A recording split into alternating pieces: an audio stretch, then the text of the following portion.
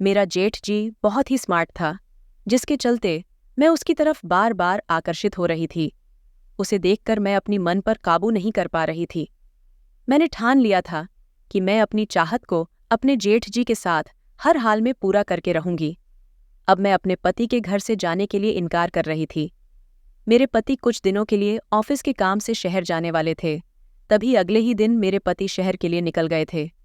मेरे लिए यह मौका बहुत ही अच्छा था और मैं इस मौके को खोना नहीं चाहती थी। इसीलिए जब रात हुई तो मैं अपने जेठ जी के कमरे में चली गई, फिर धीरे धीरे उसके पास जाकर बैठ गई। जब आधी रात हुई तो उसने मुझे लगातार 3 बार, हेलो दोस्तों, स्वागत है आपका हमारे चैनल पर। मेरी शादी के अभी 4 ही साल हुए थे। ससुराल में मैं अपने पति के साथ बहुत खुश थी, लेकिन ना जाने क्यों मेरा दिल बार बार मेरे जेठ जी की तरफ आकर्षित हो रहा था। और क्यों ना होता, वह था ही इतना हैंडसम कि कोई भी औरत उसकी दीवानी हो जाती। इससे पहले मेरे पति ने कभी भी नहीं बताया था कि उनका कोई भाई भी है। वह भाई जो हमारे घर का सारा काम करता था, वैसे तो सारे घर के काम में ही किया करती थी। बस एक काम वाली थी जो हर दिन बर्तन धोकर चली जाती थी। लेकिन मैंने अपने जेठ जी पर उतना ध्यान नहीं दिया था। जेठ जी देखने में वह बहुत ज्यादा तंदुरुस्त था। उसकी उम्र यही कोई 30 या 32 साल थी और उसका नाम संजय था। मैं ऐसी तो नहीं थी, लेकिन जब भी जेठ जी को देखती थी मैं अपना दिल डूबता हुआ महसूस करती थी। रोज की तरह आज भी वह मुझे बहुत अच्छा लग रहा था। मैं उसके ही बैठे हुए देखे जा रही थी। वह बगीचों में पेड़ों को पानी दे रहा था और बार बार मेरी ही तरफ देख रहा था। उसकी एक एक हरकत को मैं देख रही थी। उसके पानी देने के बहाने से बार बार मुझे घूरना। मैं समझ चुकी थी कि वह अभी भी मेरी तरफ देख रहा है, क्योंकि मैं भी कोई कम खूबसूरत नहीं थी। मेरी उम्र 23 साल थी, लेकिन मैंने खुद को इतने खूबसूरत अंदाज में रखती थी कि अगर कोई भी मुझे देखता तो 16-17 साल की कहता था। मेरी शादी बहुत ही कम उम्र में हो गई थी, जिसकी वजह से मैं अभी तक जवान थी। मेरी शादी एक पढ़े लिखे आदमी से हो गई थी। मेरा पति पढ़ा लिखा था और पैसे वाला भी था। वह एक ऑफिस में काम करता था। मेरे माँ बाबा ने उसकी अमीरी देखकर मेरी शादी उसके साथ करवाई दी थी। वो पढ़ा लिखा था, इसीलिए शादी करवा दी थी। मेरे मुंह से कोई बात निकलने की देर होती थी, मेरा पति उसे झट से पूरी कर देता था। मेरा ससुराल काफी बड़ा था, लेकिन मेरे पति ने मेरे आराम के लिए गांव में एक अलग ही बहुत बड़ा घर बनाया हुआ था, जहां पर सिर्फ मैं और मेरे पति ही रहते थे। घर का सारा काम मैं खुद ही करती थी, लेकिन अब मैं घर का काम करके थक जाती थी। इस बात को लेकर मैं अपने पति से बहुत शिकायत भी करती थी। मैं कहती थी कि इतने बड़े घर के काम मुझसे अकेले नहीं होता है। आप कोई नौकर को रख ले जिससे मेरे काम में थोड़ी मदद हो जाया करेगी। लेकिन वह हमेशा यही कहते थे कि इसकी कोई जरूरत नहीं है। तुम इतनी खूबसूरत हो कि मैं नहीं चाहता कि तुम पर किसी और की नज़र पड़े। मैं चाहता हूं कि तुम बस मुझ तक ही रहो। इसी वजह से मैं तुम्हें अपने घर वालों से दूर अपने गांव में लेकर आया हूं। मुझे अपने पति की यह बातें बहुत अजीब लगती थीं, लेकिन मैं यह बात बहुत अच्छे से जानती थी कि मेरा जेठ जी बहुत ही शर्मीला था। वह कभी भी पहले खुद से कुछ नहीं कहेगा। मेरे पति भी उस पर बहुत ज्यादा शक करते रहते थे। मेरे पति से वह बहुत डरता था। वह छोटी छोटी बात पर उसे डांट देते थे कि यह नहीं करो, वह नहीं करो, और बाकी के काम ठीक से किया करो। इस वजह से वह उनसे भी डरता था और उसमें इतनी हिम्मत नहीं थी कि वह मेरी तरफ कदम बढ़ा पाता। लेकिन किसी न किसी को तो अपने कदम को बढ़ाना ही था, चाहे वह मैं हूं या फिर मेरा जेठ। इस वजह से मैं उसी बारे में सोच रही थी कि मुझे क्या करना चाहिए, जिसकी वजह से मैं इसके साथ एक रात गुजार सकूं, उसके साथ अपनी अरमान पूरा कर लो। मैं अपने पति के साथ खुश थी, लेकिन मुझे उनसे वह खुशी ज्यादा नहीं मिल पाती थी जिसकी इच्छा एक औरत एक मर्द से करती है। यही बातें सोचते हुए पूरा दिन गुजर जाती थी। अभी मेरे पति को गए 3 ही दिन हुए थे। उसी 3 दिनों में जेठ जी मेरे दिल में जगह बना लिया था। उसके बात करने का तरीका बहुत अच्छा था। वह बहुत ही अच्छे लहजे में मुझसे बात करता था, और दूसरी तरफ मेरे पति बहुत ही गंदी तरीके से मुझसे बातें करते थे। इस वजह से मैं अपने पति से बहुत उदास रहती थी, लेकिन मेरा जेठ जी मुझसे बहुत अच्छे से बात करता था। एक औरत यही चाहती है कि उसे ऐसा पति मिले जो उसकी इज्जत करे और उससे तमीज़ से बात कर सके। यही वजह थी कि मैं उसकी तरफ बहुत ज़्यादा ध्यान दे रही थी और उसकी तरफ खींची चली जा रही थी।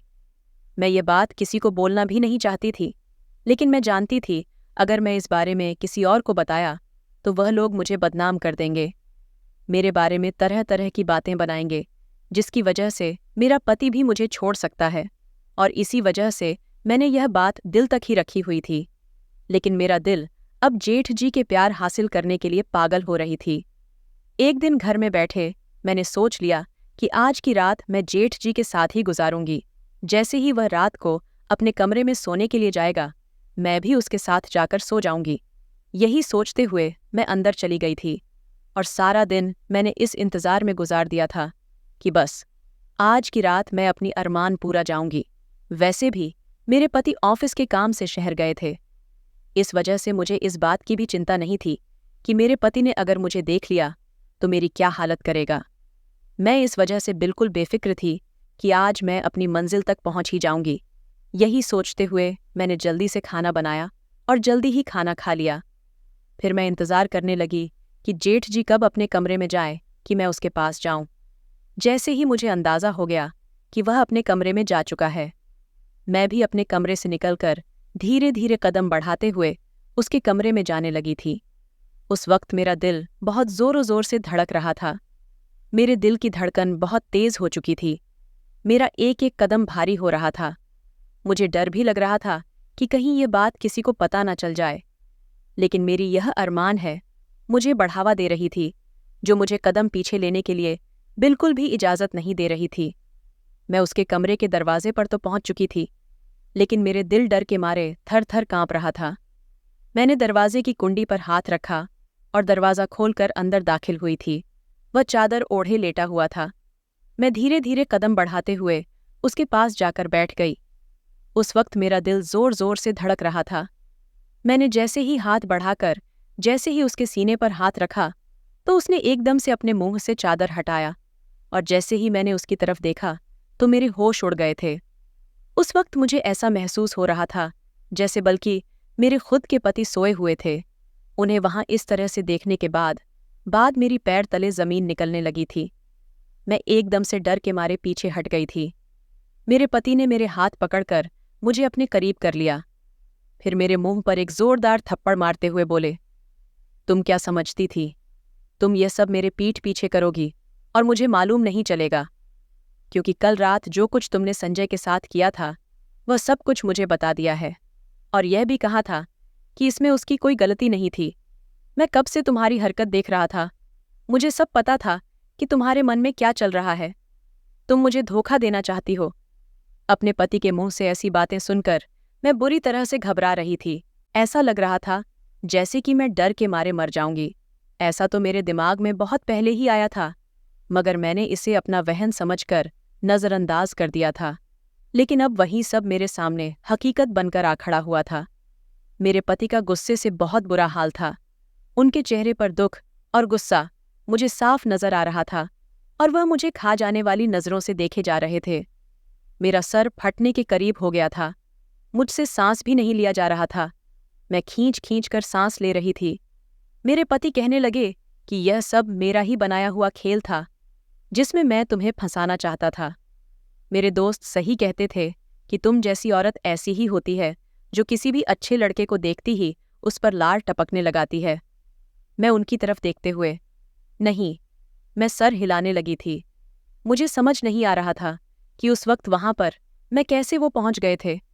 मैं उनसे अपने हाथ छुड़वा कर अपने कमरे की तरफ भागी थी। वो भी फौरन मेरे पीछे पीछे आने लगे। मैं डर के मारे थर थर कांप रही थी, क्योंकि मैं जानती थी कि अब मेरे साथ क्या क्या होने वाला है।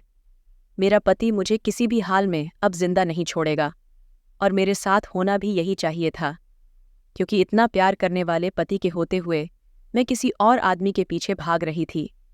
मैं जानती थी कि मैं गलत कर रही थी, लेकिन मैं उस आदमी की सुंदरता से मजबूर हो गई थी। शैतान ने मुझे अपने झांसे में ले लिया था। मुझे इस तरीके से बदतमीज बोलने वाला और गंदा रहने वाला इंसान पसंद नहीं आ रहा था। मेरे पति जैसे ही कमरे में आए तो मैं उन्हें कहीं भी नजर नहीं आ रही थी, क्योंकि मैं कमरे के अंदर बेड के नीचे छिपी हुई थी। मौत का खौफ मुझे डरा रहा था। आज मुझे मालूम हुआ था कि जिंदगी कितनी प्यारी होती है। मौत को सामने देखकर मेरे तो होश उड़ चुके थे। वह कमरे के अंदर आए और मुझे चारों तरफ ढूंढने लगे और जोर जोर से मेरा नाम पुकार कर मुझे बाहर आने के लिए बोलने लगे थे। वह मुझे यही कह रहे थे कि अगर तुम 10 मिनट के अंदर बाहर नहीं आई तो मैं तुम्हें छोड़ दूंगा। और ये बात मेरे लिए बर्दाश्त करने के लायक नहीं थी। ये बात तो मेरे लिए मौत से भी बदतर थी। मैं यह सुनकर चौंक गई, इसीलिए मैं फौरन ही बाहर आ गई थी। मैं उनके पांव पड़ते हुए बोली कि मुझे माफ़ कर दो। आज के बाद मैं ऐसी कोई गलती कभी नहीं करूंगी। मैं अपनी अरमानों के आगे पागल हो चुकी थी। इसी वजह से मैं एकदम यह कदम उठाने पर मजबूर हो गई। उन्होंने एक और थप्पड़ मेरे मुंह पर मारते हुए कहा, तुम कितनी बदतमीज हो। तुम्हारे अंदर शर्म नाम की चीज ही नहीं है। मैं आज तुम्हें जिंदा नहीं छोड़ूंगा। वो एक डंडा लेकर मुझे जानवरों की तरह पीटने लगे थे। मैं उनसे अपने की माफ़ी मांगने लगी थी, लेकिन वो कि किसी भी हाल में नहीं रुकने वाले थे। उस वक्त उनका हाथ किसी मशीन की तरह चल रहा था। ये मेरे वही पति थे जो मुझ पर जाम छिड़कते, मुझ पर किसी भी तरह की मुसीबत आने से पहले खुद की तरफ मोड़ लेते थे। मेरी जरा सी तकलीफ पर वह तड़प उठते थे, लेकिन आज वह मुझे बेदर्द होकर डंडे से पीट रहे थे। हकीकत यही है कि जब आदमी को गुस्सा आता है तो वह अपना आप खो बैठता है। आज यही मेरे साथ हो रहा था। मेरे पति किसी भी हाल में नहीं रुक रहे थे। मैं उनको अपने पास से हटा रही थी, उनसे मिन्नतें कर रही थी, माफ़ी मांग रही थी, लेकिन वह किसी भी सूरत में माफ़ करने को तैयार नहीं थे। आखिरकार जब वह थक गए तो उन्होंने डंडे फेंक कर बेड पर जाकर बैठ गए थे।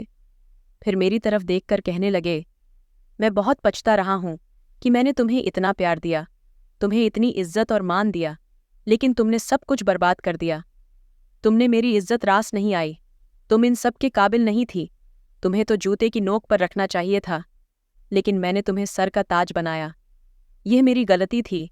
तो मैं उनकी तरफ देखते हुए कहने लगी, यह सब आपकी वजह से हुआ है। अगर आप मेरे साथ सही तरीके से रहते, सही तमीज से बातें करते, तो मैं कभी भी किसी और की तरफ अपना कदम नहीं बढ़ाती। मैं आपकी तरफ ही ध्यान रखती।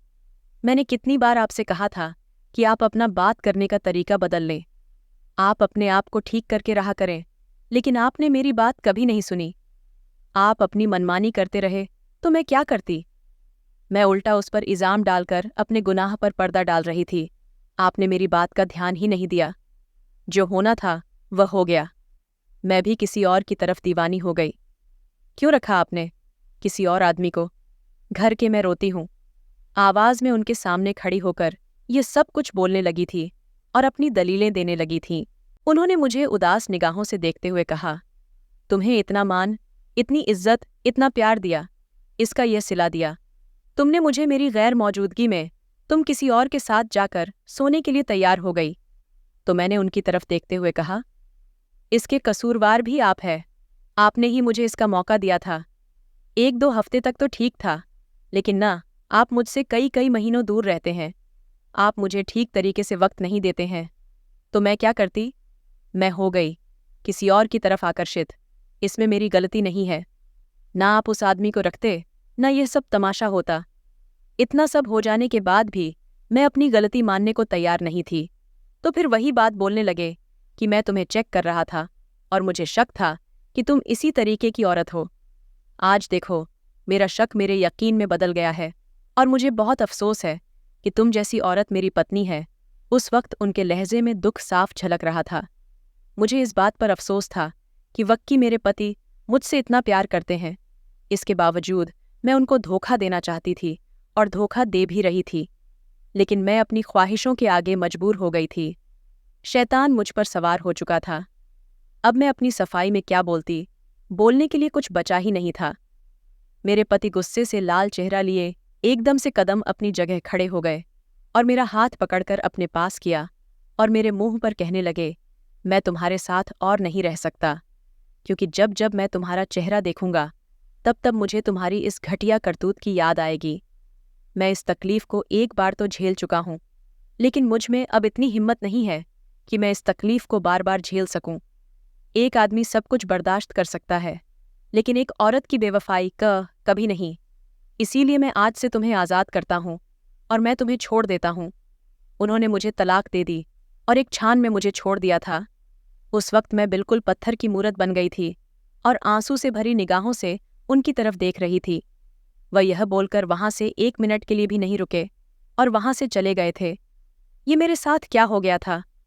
अभी 4 दिन पहले तक मेरी जिंदगी में खुशियों से भरी हुई थी, पर आज मैं बिल्कुल बेबस, लाचार और मजबूर होकर जमीन पर गिरी हुई थी। जितनी इज्जत के साथ मैं रोजाना खड़ी होती थी, आज मेरे पति ने मुझे जमीन पर उतनी ही जोर जोर से गिरा दिया था। और मेरे साथ बिल्कुल ठीक हुआ था, क्योंकि मैं अपने पति की गैर मौजूदगी में ये सब करती आ रही थी। लेकिन मुझे एहसास हो रहा था कि यह मेरे साथ क्या हुआ। मैं वहीं बैठे घंटी रोती रही और अपना दर्द हल्का करती रही थी, लेकिन यह मेरे बस में नहीं था।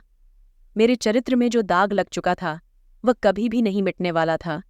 मैं उठी और अपना सामान बांधकर अपनी माँ के घर आ गई थी, लेकिन वहां आने के बाद भी जो मेरे साथ शुरू किया गया था वह बर्दाश्त करने के लायक नहीं था, क्योंकि मेरे पति ने सारी बातें मेरे घर वालों को भी बता दी थीं, जिससे मेरी माँ के साथ साथ मेरे पिता और भाई भी मेरे साथ बहुत बुरा सलूक करने लगे थे।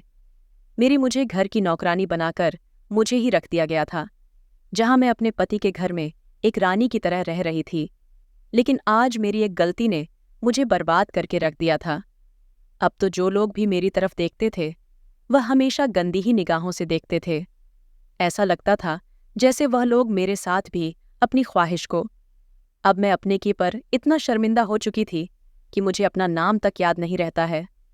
ऐसा महसूस होता जैसे अब मुझे जीने का कोई हक नहीं है। अब मैं बार बार उस आदमी के बारे में सोचने लगी थी कि काश वह आदमी हमारे घर नहीं आता, तो शायद यह गलती मुझसे कभी नहीं होती। मेरी एक गलती ने मुझे आसमान से सीधे जमीन पर लाकर पटक दिया था। अब मैं इसी शर्मिंदगी के साथ जिंदगी जी रही हूँ। अपने माँ बाप के घर में एक नौकरानी की तरह रहती हूँ। लड़की की शादी के बाद उसे ससुराल का मान सम्मान रखना उसका फर्ज बन जाता है, लेकिन जब वही लड़की अपने पति की इज्जत को नीलाम कर दे तो वह उस घर के लिए श्राप बन जाती है।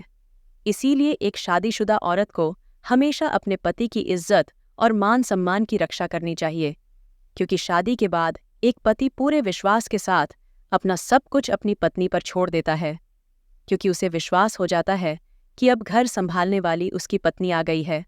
दोस्तों, ये कहानी आपको कैसी लगी हमें कमेंट में ज़रूर बताएं।